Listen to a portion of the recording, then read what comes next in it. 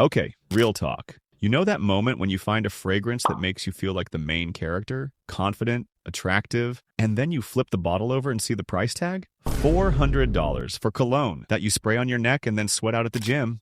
Yeah, no, I don't care how good it smells. I am not doing that on a random Wednesday. I'm not doing that on a special Tuesday either. The ingredients do not cost that much. I don't care what fancy words they put on the box.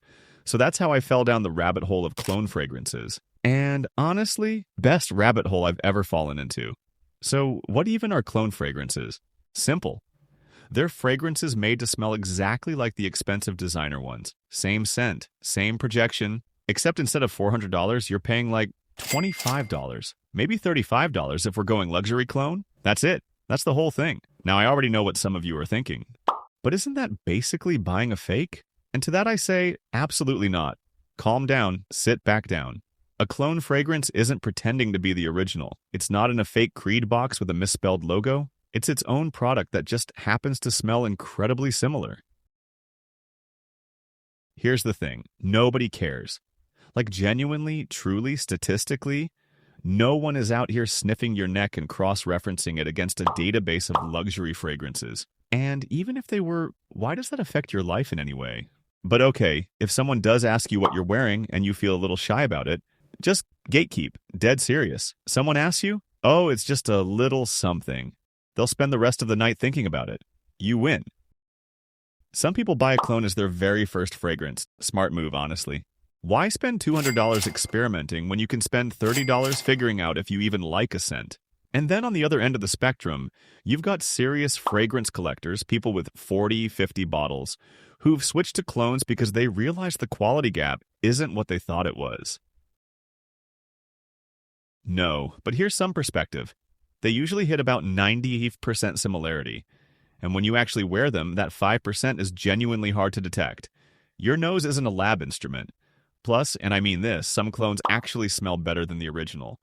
I know that sounds like cope, but it's just true sometimes. Different doesn't always mean worse. And even if you do prefer the original, do you prefer it $360 more? Like, is your nose that fancy? Be honest with yourself. Let me give you some real examples. Take Altair by Parfum de Marly. It's gorgeous, warm, sweet, vanilla, luxurious. The kind of scent that makes you feel like you own property somewhere. It's also almost $400, which means most of us are just going to admire it from a distance like a painting in a museum.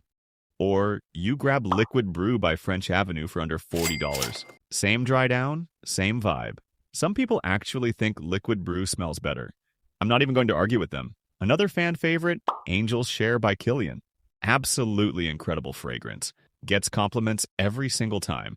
It also costs over $200, which, unless your name ends in Musk or Bezos, is a bit much for something you're going to spray on yourself and walk out the door with.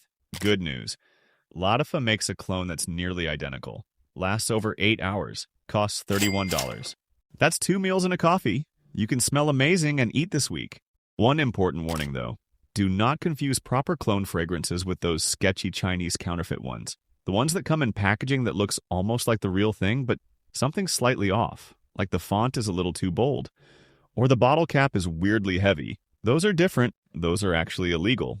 And more importantly, those last about 30 minutes before completely disappearing. And that's on a good day. Also, the chemicals in those things are genuinely questionable. Like your neck deserves better than mystery liquid from a warehouse with no return address. Real clones have their own branding, their own identity. They're not trying to trick anyone. Big difference. I genuinely don't know. Clones have been picking up serious momentum, but somehow they're still flying under the radar for a lot of people. Maybe it's the brand stigma. Maybe people just haven't found the right ones yet. And if you want a dedicated video going deep on the best and most popular clones out right now, let me know in the comments. I'll make it happen.